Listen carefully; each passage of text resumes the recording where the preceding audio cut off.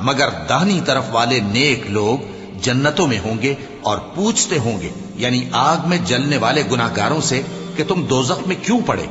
وہ جواب دیں گے کہ ہم نمازیوں میں شامل نہ ہوئے اور نہ ہم فقیروں کو کھانا کھلاتے تھے اور ہم بحث کرنے والوں کے ساتھ مل کر بحث کرتے تھے اور روز جزا کو جھٹلاتے تھے یہاں تک کہ ہمیں موت آ گئی۔ تو سفارش کرنے والوں کی سفارش ان کے حق میں کچھ فائدہ نہ دے گی۔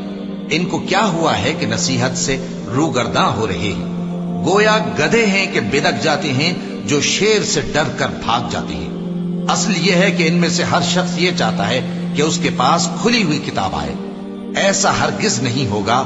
حقیقت یہ ہے کہ ان کو آخرت کا خوف ہی نہیں۔ کچھ شک نہیں کہ یہ قرآن نصیحت ہے، تو جو چاہے اسے یاد رکھے، اور یاد بھی تبھی رکھیں گے جب اللہ چاہے۔ وہی اس لائق ہے کہ اس سے ڈرا جائے اور وہی معاف کرنے والا ہے۔